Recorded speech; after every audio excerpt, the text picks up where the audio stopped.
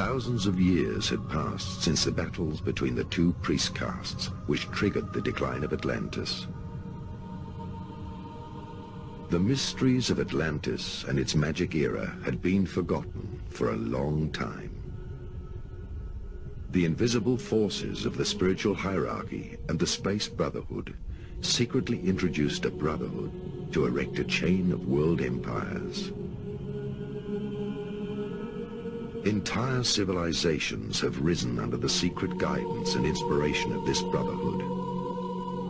All the secret societies constructed the world's temples and cities, while God erected his temple, man, who had reached maturity in the playground of infinite experience.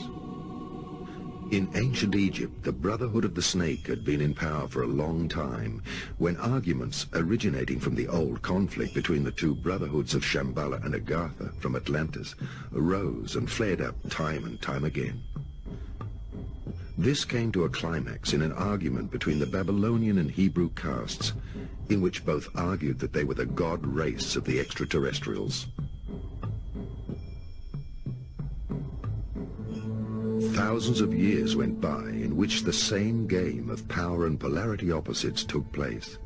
Finally, the Hebrew Brotherhood on Shambhala's side won against an Aramaic branch of Agartha, with the help of Atlantean high technology, such as the Ark of the Covenant.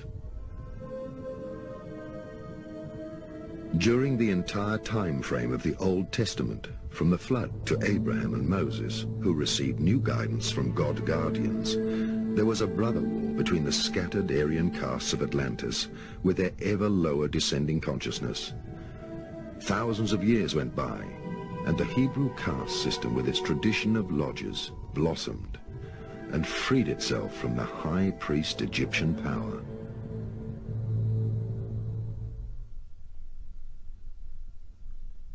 Once again, the spear of destiny was taken from one culture and handed over to another.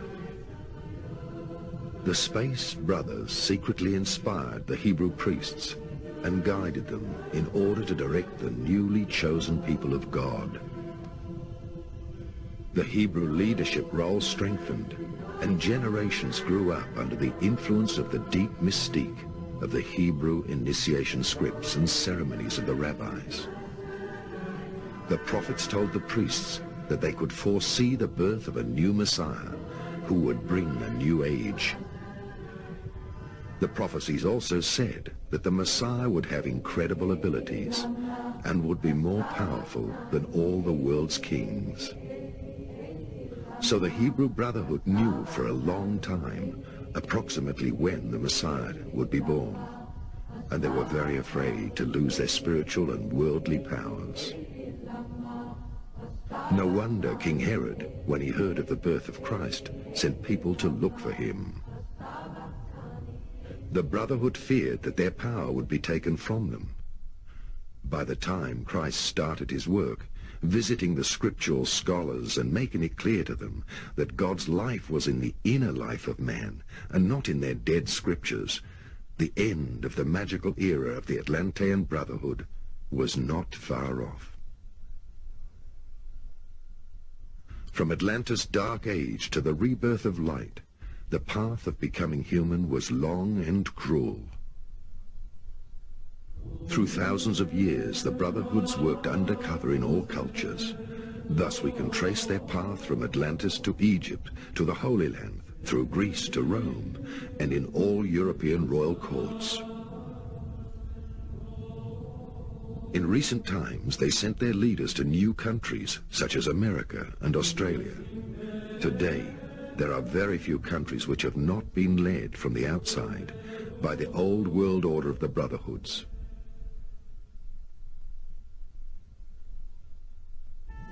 All 33 pyramid stones of the secret world conspiracy of the Illuminati and Freemasons are organizations of the imperialistic and materialistic pyramid, a manifestation of God's male hierarchy on earth, the spiritual powers of Lucifer, the carrier of light. During the time of King Solomon, God's messengers and wardens, the Elohim, entrusted the secret brotherhood, God's temple builders, to construct God's temple.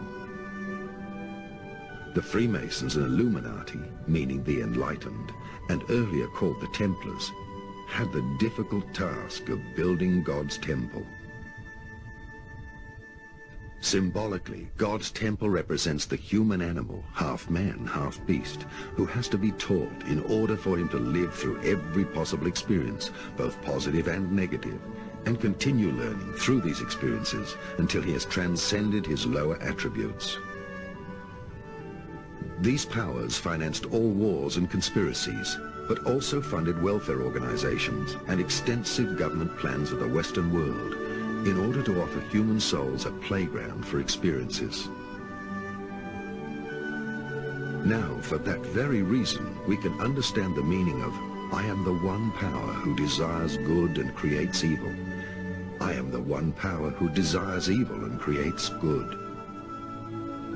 Since Atlantis, all leading forces of Western religion and state systems have received partial initiation and helped to educate man. But now the time has come when the temple has completed its purpose and the Elohim reappear to wake up all completed souls. Just as parents, who finally have to let go of their grown-up child so that it can be independent, this film will set the stage for the Illuminati and will transmit to them with absolute clarity that its mission and Elijah's prophecy have been fulfilled. Indeed, now everything works in reverse. The individual needs to deprogram himself of all social, religious, and other concepts which he thinks makes him a human being. Likewise, as every social structure represents the foundation of a civilization, the purpose is not to destroy this structure, but to liberate it from the ego structure of the lobbies. In the same way, the purpose is not to destroy God's temple, the human body, but to deprogram the ego structure. How? By letting go of all negative perceptions. Everything is only an experience, because nobody is totally negative. The negative within us and in the world teaches us how to slowly receive understanding. Without darkness, there would be no experience of light. No matter what we do, we reach understanding of the realization of true love through our negative actions, which lie behind true love. Through this, perhaps we can understand the purpose of this secret brotherhood, which on God's behalf financed and promoted all that is both positive and negative, until finally man has developed to the point where he recognizes a brother in the other person and becomes positive by his own motivation. The growth of humanity into true mankind is like the alchemical gold, which was thrown into the fire until all impurities were separated from the pure gold.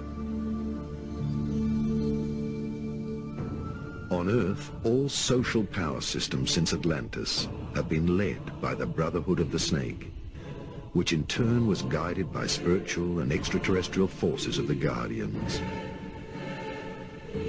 In short, whether it be monarchy, capitalism, or communism, whichever strive for power and leadership has been spiritually influenced by the sun hierarchies during the Dark Age, and now represents the male materialistic forces.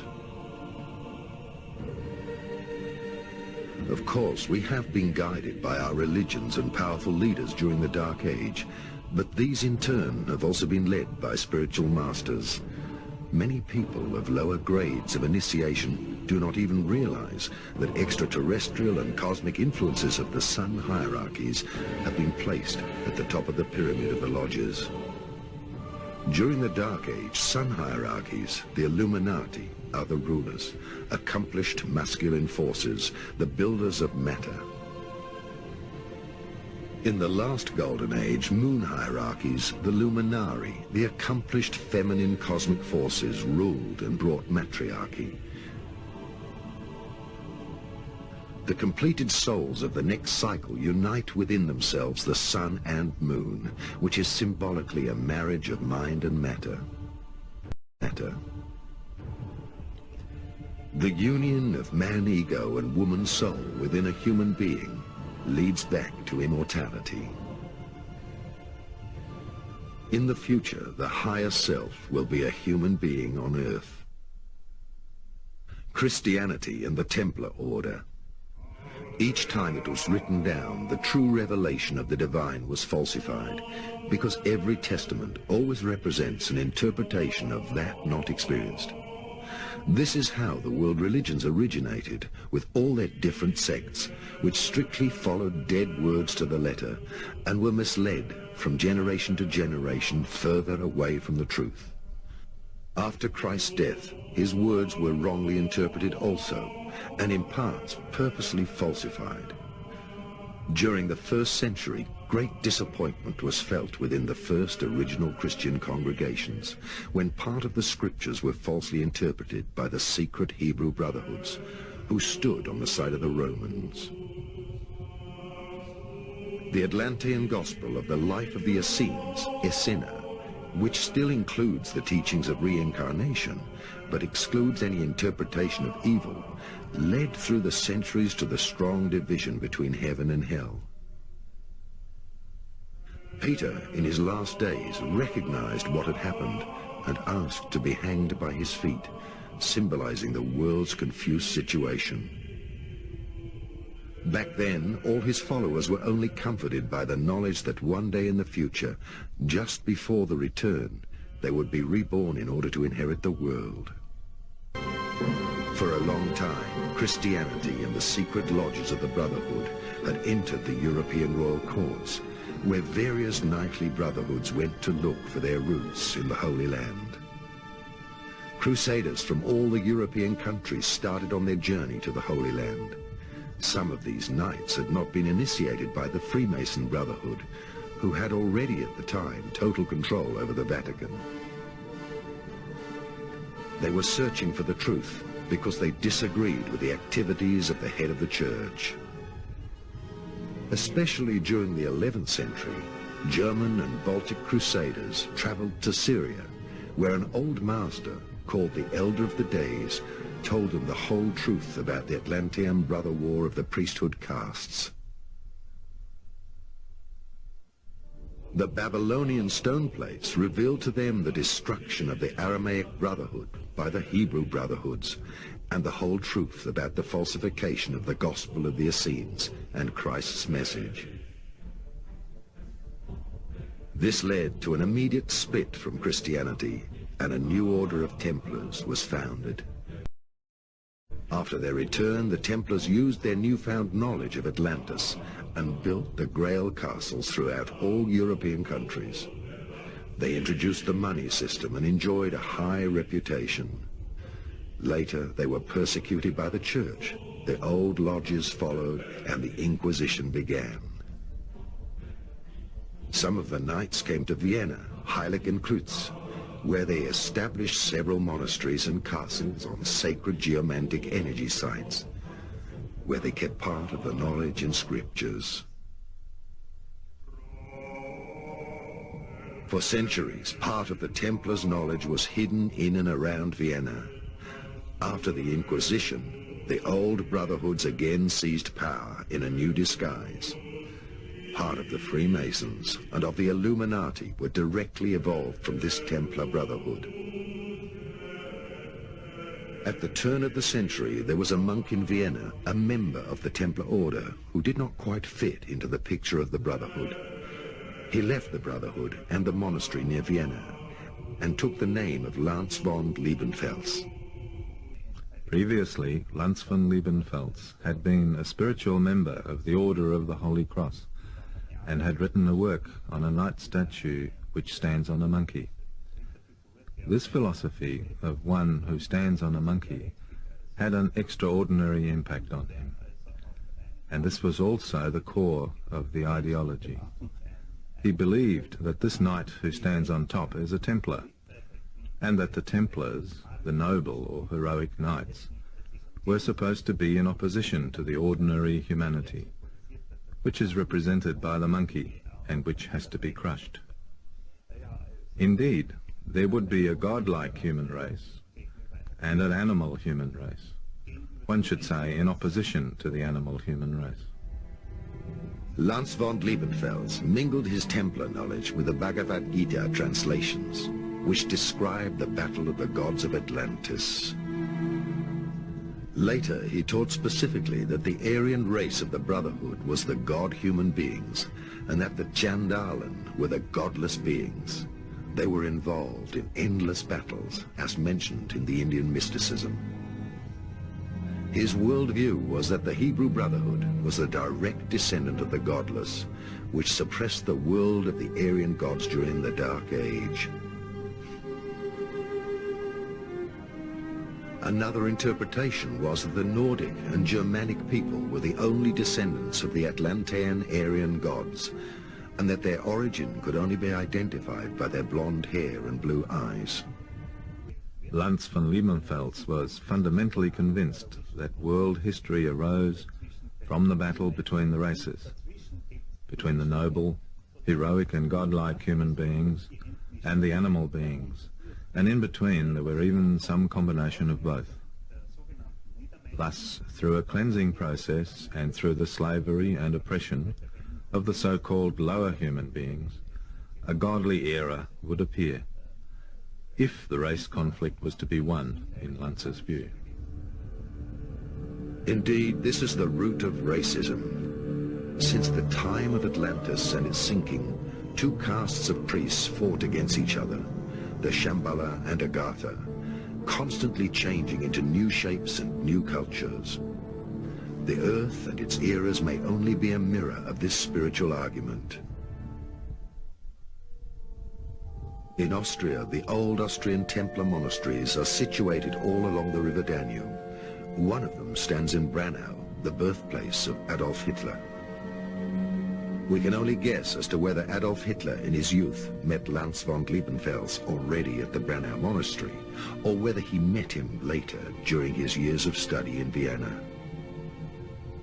We can be sure that Lanz von Liebenfels initiated Hitler into the old Templar knowledge, the brother war of Atlantis, and into the falsification of Christ's message, the persecution of the Aramaic Brotherhood by the Hebrew Brotherhood, and all these secrets of the past. There is an indication that the first contact happened in the Branau monastery, where there is a copy of the Roman lance of the legionnaire Longistas, which Hitler searched for even more fervently than for the Ark of the Covenant.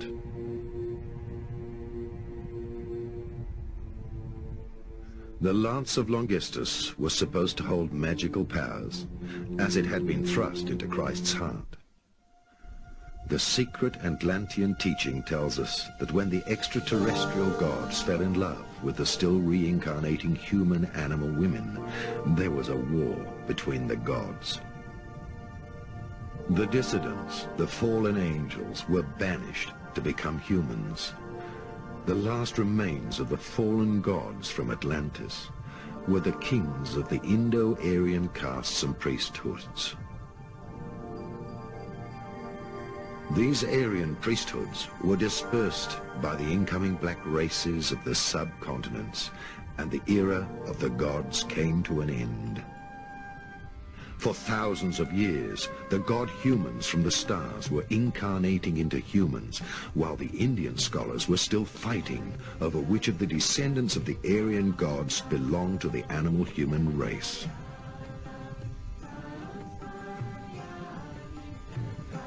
The initial root of racism, distinguishing between a superior and an inferior human, was thus revived, when, at the end of the 19th century, the search for the Aryan god-humans was taken up by a European esoteric elite. It was Nietzsche, with his superhuman and many other prominent writers, who drew the idea of the god-human from Atlantis out of the Indian texts.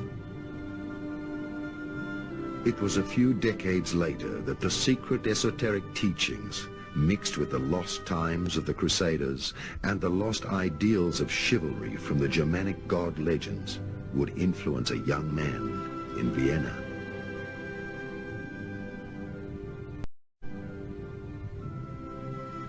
In Hitler's childhood, his father beat his mother while under the influence of alcohol. Thus the desire to free his mother from evil as a knightly hero grew in the young Adolf Hitler. Already in his early youth, Hitler took refuge in the romantic world of Germanic legends in which good wins over evil.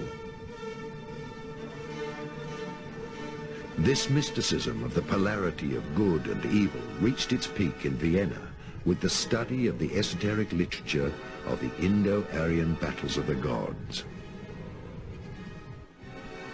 In these ancient texts, and in the first lectures of the contemporary authors, the worldview of the young Hitler was even more split into good and evil.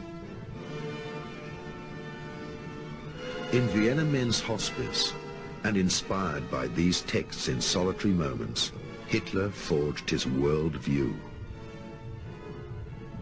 This worldview can hardly be reconstructed, yet the world of the god humans from Atlantis and their fall through evil influenced him so much that he lived in his own fantasy world.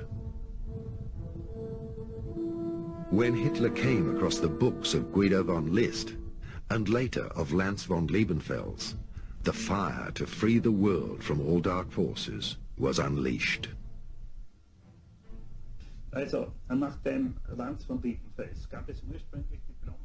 So according to Lance von Liebenfels, originally there were people with blonde hair and blue eyes. They were godlike.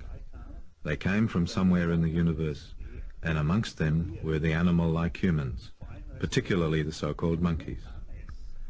According to Lance, the races commingled insofar as the blonde and blue-eyed women united with the animal-like human beings.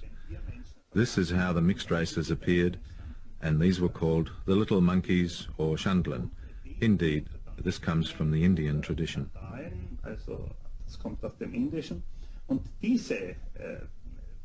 These animal-like beings and so on, in the whole world history, threatened the culture which the blonde and blue-eyed people had created, and which they still create.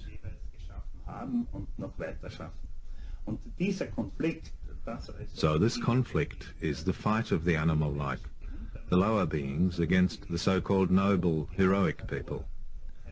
This leads to the necessary destruction of the lower beings. This program of destruction is the ultimate goal. It is indeed a form of apocalypse, in which the lower beings will have to be cast out, and the blonde and blue-eyed beings will survive. With Hitler's view to save the world from evil, the catastrophe was already preordained. In the text by Lance von Liebenfels, we can find the inspiration ground of all racist teachings of the time, and Hitler embraced literally all of these ideas. Thus Lance von Liebenfels spoke of a purebred race of Aryan people and the reviving of the noble qualities of the gods, and of the end solution of getting rid of the inferior races in order to establish again the god-human race, blonde and blue-eyed, as the superior race. But Hitler was not the only one to read the teachings of Lance von Liebenfels and his paper Ostara in Vienna. There were many different personalities from various organizations who later came together in order to pull on the same side and to establish the idea of the new superior race. Ludendorff and Dietrich Eckart already subscribed to this racial publication. Strengthened by his interpretation of esoteric material, perhaps already a member of the Templar Order, Hitler launched himself into the First World War.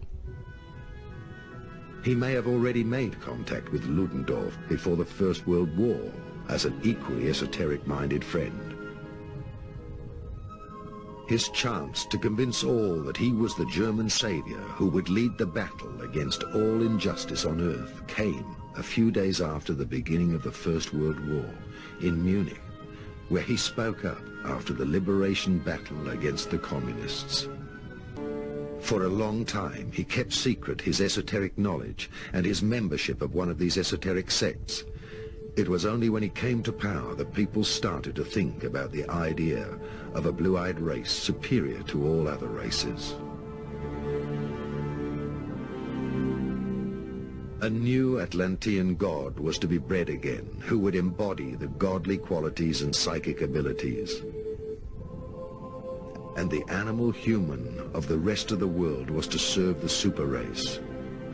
Due to the esoteric studies, he lived in the very personal world of his own imagination, where he saw the normal human being as degenerate and the archetype of the Atlantean legends of the gods as the standard to be re-established. We are quite sure that Adolf Hitler was an honorary member of this order. He knew Lanz von Liebenfels personally. That is what Lanz told me and two other friends. He said Hitler had visited him in 1909 and previously bought the Ostara, but a few magazines were missing, and Hitler had thus asked Lanz to give him the remaining issues. Lanz did so. He gave them to him. And this means that Hitler knew the complete Ostara. He probably also knew the book published by Lanz in, I think, 1905, with the title Theozoologie, or Of Sodom's Monkeys and the Dream of the Path of the Gods. Encouraged by his occult knowledge, he decided to lead the world into the 1,000 Years Empire as a messiah and savior in a final victorious battle against evil. Through the influence of drugs, he became a medium and naturally saw himself as the carrier of the lost qualities. He took the idea of a 1,000 Years Empire from John's Revelation. However, Hitler was not alone in his dream of establishing a Germanic empire with re-emerging god-humans from Atlantis. The Thule Society of the Germanic Order and the Armenian Order of the 19th century, which met in the Four Seasons Hotel in Munich, had the same dreams with one difference. They saw the Freemason lodges and the Illuminati as the supreme evil.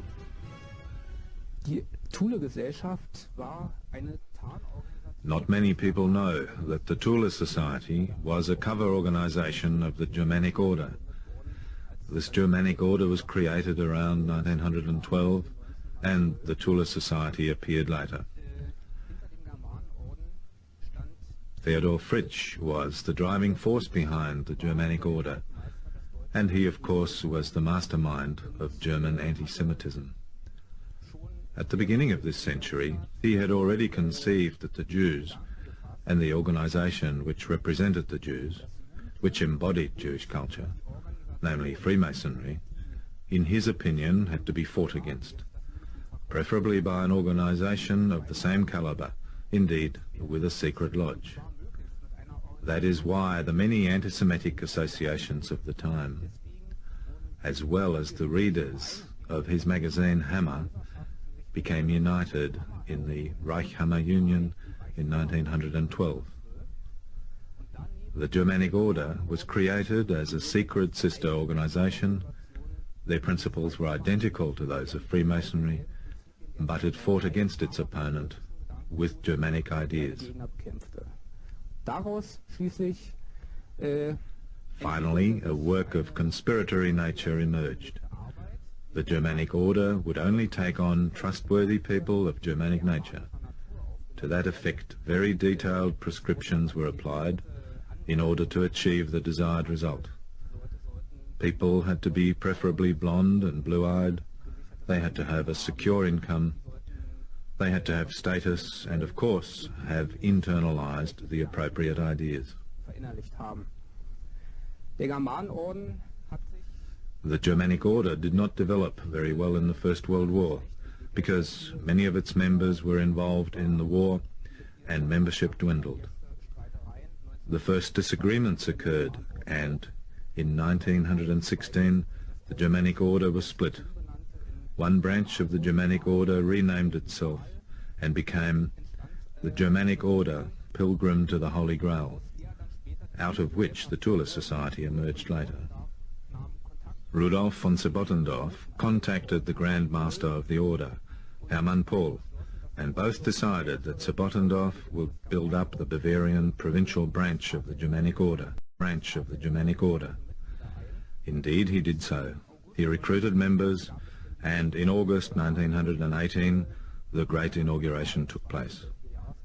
The Germanic Order was initiated in the headquarters, that is, in the Four Seasons Hotel in Munich, with an inaugural lodge. Shortly after this came the well-known events of the end of the War Revolution. From then on, we can speak of the Thule Society.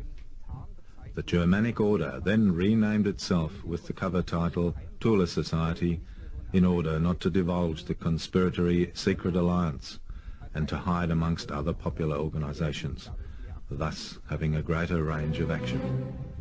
Adolf Schicklgruber, Hitler, the Enlightened, wants to release the world from Satan. As it happened, shortly after the First World War, young officers of the German army were introduced to an esoteric lodge called Thule. This lodge uncovered the secret world conspiracy of the Illuminati.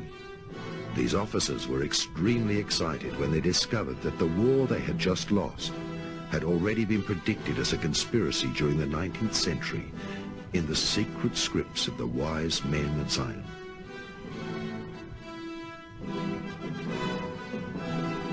The secret scripts of the wise men of Zion, the Illuminati, quoted, "We are the one force which finances all parties and wars until mankind gets weary of wars. We are the one force which brings power to the powerful, whether it be kingdom, aristocracy, communism, or capitalism. And because they are indebted to us, and they are tired of fighting, we will introduce a new world order to control all finances and national debts. Mankind will have to rewrite history when it examines who financed the Napoleonic Wars, Lenin's Communist Revolution, and all political parties of the First World War." Towards the end of the 18th century in Europe, especially in Germany, a new movement was founded which was interested in deeply spiritual matters. The origin of mankind and all the secrets of Atlantis were of particular interest. These spiritual groups were inspired mediumistically by invisible masters who taught European scientists visiting India and Tibet.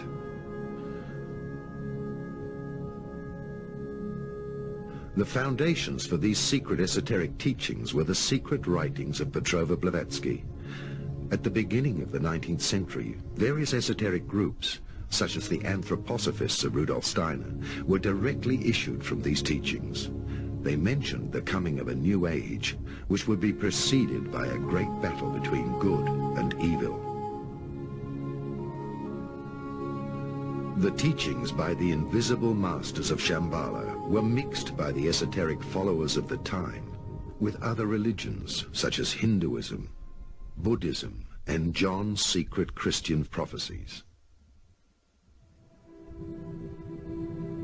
Many newly founded occult sects discovered that there were esoteric lodges before them, such as the Freemasons, the Rosicrucians, and the Illuminati, who were pulling the strings of world politics.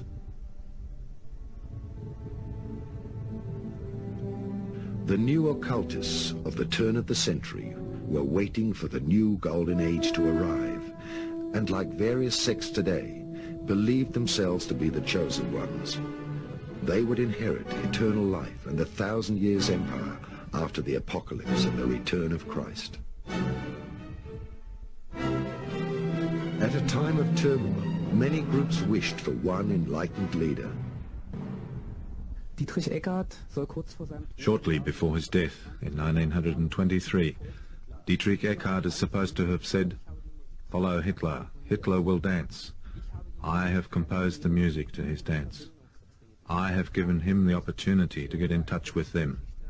Do not accuse me. I will have had more influence on history than anybody else." To get in touch with them, what did he mean? In essence, and theoretically, it meant that Dietrich Eckart gave Hitler the possibility to contact the powers of Agati.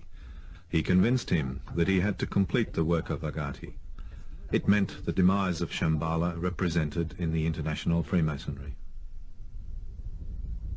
In 1912, von Sempotendorf founded the Germanic Order in Bad Aibling. out of which emerged various occult ideas, which would later trigger the Great Tragedy. They saw in the old Freemason and capitalistic lodges the personification of the evil enemy. In 1918, after the German defeat of the First World War, this Germanic order in Munich merged with many other groups into the Thule Society. They also invited recently discharged officers to attend their meetings. At the meetings, they discovered that the financial lodges of the Zionists had merely used them on the battlefields. One can only guess that they saw the personified Satan in both the Freemason and the capitalistic lodges who had financed the war. Thus, the Second World War was already pre-programmed. For many years, people had worked on the illusion of ridding the world of a Satan and on the triumph over evil in a last battle, making way for the 1,000-year empire and the return of Christ. The Thule Society naturally had a large number of prominent members in its ranks, also people who later became famous in National Socialism. Of course, Rudolf Hess is particularly well known to have been essentially working in the Fighter Alliance in the Thule Society. Hans Frank, later Minister for Justice in Bavaria and Minister without a portfolio in the Third Reich, was also one of them. Alfred Rosenberg, the so-called chief ideologist of the Nazi NSDAP, who later wrote The Myth of the 20th Century, was also a member of the Thule Society. We must not forget one man who did not live to see the Third Reich, but who had a striking and important influence on Hitler, the writer and poet Dietrich Eckart. Dietrich Eckart essentially became famous for his revised version of Peer Gynt, which was then performed. He was also known as a poet, author of some significant fighter songs of the Nazi NSDAP. This man strongly influenced Hitler. He clarified and gave direction to the confused ideas which Hitler already had in Vienna. Hitler and Eckart came together and often discussed different political questions. Eckart managed to direct Hitler's antagonistic opinions of Marxism and capitalism into a unified anti-Semitic view. Most importantly, Eckart provided Hitler with important connections within the society. He helped him to become courteous, well-mannered, and introduced him to the refined people who were able to help him financially. Eckart was obviously not a member of the Thule Society, but was in close contact with the leading figures of the society. One must imagine all this like a spectrum, in which individual association memberships were not so important, but where the people from the different organizations and parties repeatedly met, where there was overlapping in the membership, but where in a particular period, that is specifically in Munich at the beginning of 1919, crystallization centers increasingly emerged. One of them was definitely the Thule Society, and all the important people who met at the time essentially fought against Marxism, met at the Thule Society or in its sphere of influence. In January 1919, Harrer and Drexler founded the German Workers' Party, which had its origin in Drexler's Free Workers' Community for Peace. One can say that the original building of the Nazi NSDAP was laid by the Thule Society. Harrer was a Thule brother. Drexler was also moving in these circles. And the initial people of the DAP all came from the Thule Society circles. The Thule organization secretly made great plans to release mankind from the financial conspiracy. To them, the Illuminati, Freemasons, and Zionistic financial connections represented a world dictatorship which had to be fought and defeated. However, it would still take a while until they found a political candidate who would represent them in power. Because of the deep Christian and occult nature of the Thule organization, which meant something like the Society for Research on Atlantis, its members searched in all ancient prophecies for when the Dark Age would come to an end. In his last days, Jesus revealed something about the days to come. These old secret prophecies revealed by Jesus to his apostles said that the beginning of salvation would spread from a country behind large mountains, where a great leader by the name of Elijah would be born. Jesus turned around while talking and pointed to the Roman legionnaire Longistus, who was a German mercenary. As a result, the German lodges believed that this secret gospel of John revealed that the land was Germany, the large mountains being the fortress of the Alps, and that the mentioned leader was already incarnated. He would free the world through the final battle in order to initiate the 1,000 years empire of peace and the return of Christ. This is how the Thule interpreted Christ's speech. In about 1,000, plus not quite 1,000 years, you will be reborn together with Elijah to free the world. He meant the 2,600 Essene followers who were Atlantean descendants.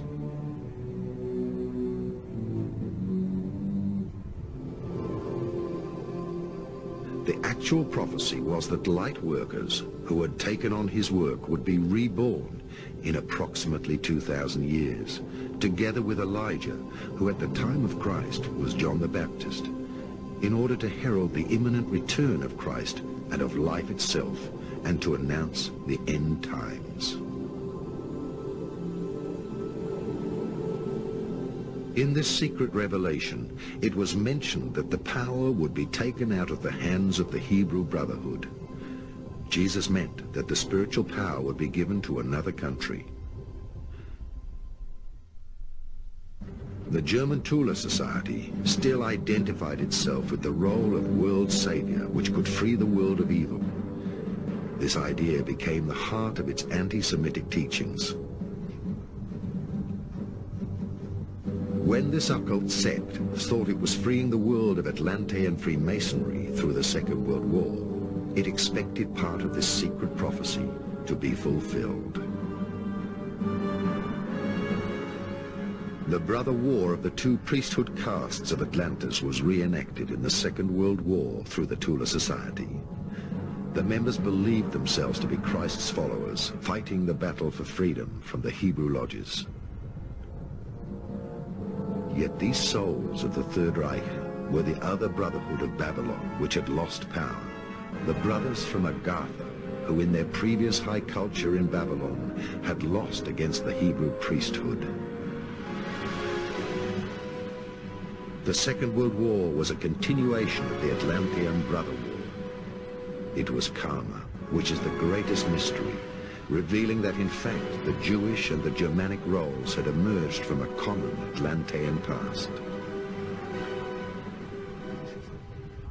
The story of Agati and Shambhala is also impressively described in a novel by Russell McLeod, The Black Sun of Tashilonpo. The novel is about the battle between these two forces, and in one part of the story, a 91-year-old former SS in Tibet tells a journalist pursuing the story how these two forces behave. He relates how Agati and Shambhala and their legend have intervened in real history. Shambhala und erzählt ihm, wie diese Legende in die Realgeschichte eingegriffen hat. Therefore, the Thule Society was a precursor to the original cell of the NSDAP, in actual fact, an extension of Agati. The successors of Sebottendorf, Dietrich Eckart, and in his trial Karl Haushofer, initiated Hitler into this legend. They made it clear to him that what he represented in the National Socialism was the work of Agati, and that Agati fought against its opposite Shambhala, which at the time, and even later, had primarily gathered forces in the Freemason lodges and in the organizations of the Jews. In Freimaurerlogen und in Organisationen des Judentums. That is the story behind it all. Churchill and Roosevelt were the leaders of the Freemason Brotherhood, and Hitler was the leader of the Thule Society and the New Templar Order. In the prophecy stating that at the time of the return of Christ, the head of the serpent would be crushed, it was not meant that the Freemasons and the Illuminati would be violently destroyed. On the contrary, it meant that through the return of the inner cosmos, the Christ powers would depossess the world powers through the overcoming of polarity in man. When the Eagle, that is the Space Brothers, has landed, there will be no world powers left, because from then on, there will only be ascended and conscious beings on Earth. They will have lived through the resurrection and will be connected to their inner truth. The return of Christ, thus, is the revelation of the planetary spirit in man, out of which he can read the whole truth himself. And thus we can perhaps only guess that the apocalypse, to a great extent, will take place in the mind of people and only partially in the outside world. The true light children and Christ followers were to be born much later, and their mission is more healing of the earth through the overcoming of polarity than the waging of wars. The Thule organization believed then that the new golden age had already started, and that Elijah and the great Atlantean souls had already been born to release the world from the dark forces. When Dietrich Eckart von Sebottendorf and his followers consulted several spiritual mediums, the name of the young officer Adolf Hitler was mentioned to them through the astral world. The fact that Hitler was to be a kind of Messiah who would free the world from the Jews and from the dark forces is indisputably the direct experience in National Socialism. He himself surely also had this experience of being the chosen one. He repeatedly spoke of providence, by which he was guided. At the end, he was not happy with providence, and he said that providence could not take responsibility towards the German nation of Germany losing the war. This is indeed a strange thing, but before that, he undoubtedly felt called upon, that is, chosen by providence, to play a fundamental role in the world history and to free the world from the Jews and thus from the lower human beings. Dietrich Eckart was somebody who had a strongly anti-materialistic disposition. Actually, he drew his worldview from the spiritual. He was influenced by Schopenhauer and by a medieval mystic by the name of Angelus Elysius, who lived in the 13th and 14th century. He was inclined towards spirituality in literature and in his own experiences. He rejected materialism. He saw the people who were gaining influence in Germany and those in power as symbols for materialism. On the one hand, they were the Marxists, and on the other, of course, the liberal bourgeois and the capitalists. Und auf der anderen Seite natürlich die bürgerlich-liberalen und der Kapitalismus. These spiritual ideas by which Eckart had been strongly shaped were surely passed on to his pupil, Adolf Hitler. Adolf Hitler's occult past already began during his years of study in Vienna. He read Nietzsche's Superhuman, Übermensch, studied the secret teachings of Helena Petrova Blavatsky, the secret revelations of John, and regularly attended the lectures of Guido von List. He was definitely a subscriber to the occult magazine published by Lanz von Liebenfels, which already glorified the racist madness, the male sun cosmologies, and Aryan culture. He found the climax of his spiritual ego in the legends of the Nibelungen sagas. In Vienna, his desire already took shape to release the world from dark forces as the Germanic Messiah. The Germanic Messiah. The first meeting between the Thule organization and Hitler took place when the Thule organization, together with the officers of the Volunteer Corps, drove the communists out of Munich. Hitler was informed about his specific destiny and firmly believed himself to be the reincarnated leader from Atlantis. the aims of this sect were obviously kept silent. Hitler was worshipped as Elijah. His salute, also called Ave, is a greeting of the gods. The swastika was the reversed symbol of Atlantis.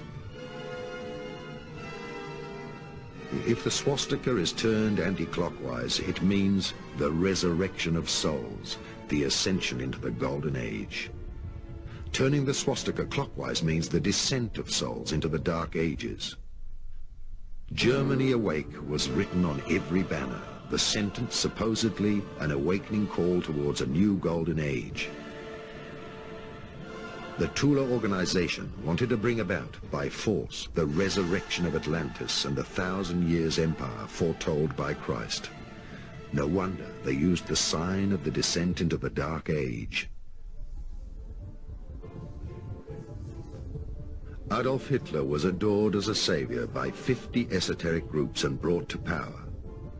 No one could imagine that he himself was one of the last masters of the Dark Brotherhood of Atlantis, who would lead it to the dark side of occultism.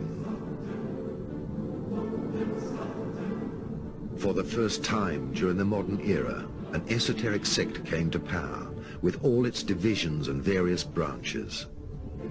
The sole objective of this sect, who practiced secret occultism and mass magic, and lived in its own reality, was to take power from another esoteric sect, which has held the world power in its hands until this very day, the Freemasons and the Illuminati. When the international Jewish financial structure is again successful in plunging the nations in Europe and outside into another world war, then this will not be a victory for the Jews, but the annihilation of the Jewish race in Europe. Surely it is no coincidence that both the Germanic and the Freemason lodges, which both believed themselves to be chosen by God to lead mankind, were in fact the misleading seducers rather than the chosen ones. And looking behind the scene, one will discover that both forces were in fact the ancient currents of the occult Atlantean war, reincarnated leadership, his battle against his own inner darkness. The dark side of power within us and the world receives strength only when one gives it an existence in consciousness by evaluating and rejecting it. Consequently, transformation can only take place within a person and never on the outside. The exterior world only changes when changes occur on the inside. When changes occur on the inside. I'd like to use as a reference point, though, the Mayan calendar and the Mayan prophecy. And in the Mayan prophecy and the calendar, we have 13 heavens, which of course are controlled by the 13 lords of light. And each one of those heavens lasts 52 years. If you take the 13 heavens and multiply that by 52, you end up with 676 years of ruling by the lords of light. Shortly after they cease, then of course in comes the lords of darkness, and each one of those two are 52 years duration, but there are only 9 of them as opposed to the 13 lords of light. So we can see that light still prevails. Nevertheless, they were very necessary to stimulate growth within the human race and here upon the planet. And each one of these lords of darkness played a personified and a, you might say, a strict application for the growth of mankind. Now, if you go back in history, and if you were to trace it back 468 years, and of course take each one of the 52 increments of the 468 years, you will find out that something great and stupendous happened during that time. Now, the last great Lord of Darkness was none other than one we knew as Adolf Hitler. Adolf Hitler was a divine instrument. Adolf Hitler played his role well. He wore the dark hat as opposed to the white hat. If we were to relate this to the Indians, and I've worked with the Indians for 22 years, they have a very simplified understanding of these things. For instance, they have a Lord of Light called, for instance, Quetzalcoatl. And then they have a Lord of Darkness called Pakal.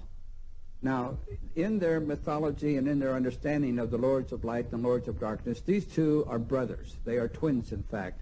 And they love one another very much. But they play separate roles. As the Lord of Light, Quetzalcoatl, ends his reign, of course, he turns to his brother and he says, well, now I've taught them all I can. I want you to go in there and test them and see how well they've learned what I have taught them. Well, then comes the Lord of Darkness, and in this case, we're talking about Hitler, to see how well we had learned in the past from the Lords of Light. As we know, Hitler was a metaphysician supreme. As he was a boy, he studied studiously for many, many years what we know today as esoteric or metaphysical things. He also, in addition to the many understandings he had of Viril and many other powers which were, of course, used by the ancients, he had a morbid fascination with the spear of destiny. That was, of course, the Longinus spear that pierced the side of Christ. Hitler knew that anybody, whether it be the Lords of Darkness or the Lords of Light, should they have that spear, they were almost certain to win the war.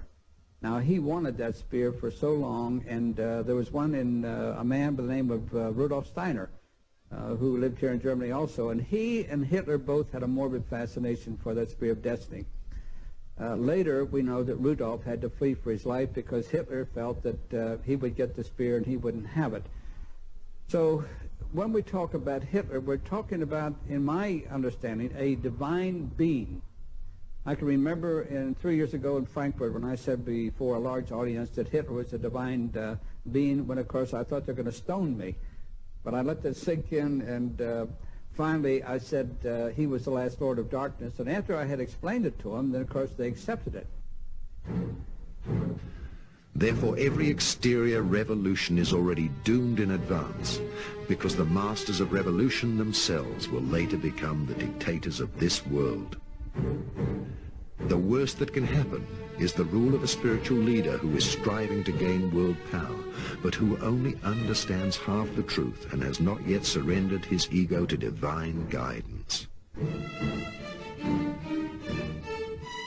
At that moment, an occult superego will be born, where only one individual visualizes him or herself as God superior, and all others are again inferior beings. The occult war, which started with Atlantis, reached its climax during the Second World War. The New Templar Order saw the Illuminati and the Freemasons as the Antichrist, whereas the Illuminati and Freemason orders perceived the New Templar Order and the Nazis as the Antichrist. Today it should be clear to everyone that God is inside of every person. However, to perceive ourselves as being the chosen ones, be it because of a religion, a race, nationality, or color of skin, inevitably means the beginnings of a human tragedy. God's people are not to be recognized by their color of skin, by their race, or by their outside appearance, but by the virtues of love, wisdom, and power, which they have inwardly united. All races came once from the stars and are God's people because they all carry the seed of God in themselves. The animal human, by conquering his animal features through thousands of lives, has developed into the real human being.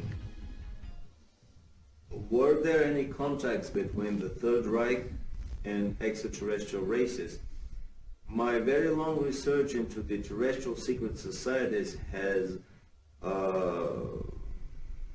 proven to me that basically almost all the secret societies on the planet were established in the first place to be the low-key, low-profile interfaces between extraterrestrial races or intelligence races with even higher level and our civilization.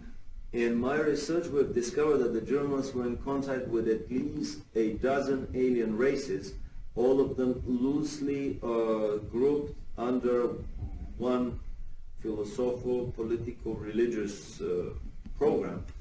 And not only that, but that actually this grouping of extraterrestrial races were in their turn subcontracting for even higher levels of, let's call them celestial management structures. But we have discovered witnesses, a lady in Australia that worked shoulder to shoulder with extremely beautiful looking extraterrestrials in an underground base in Germany. She was a British spy, a Commonwealth spy in this underground base, and she has told us incredible stories about the close cooperation of the highest echelons of the German secret societies with extraterrestrials.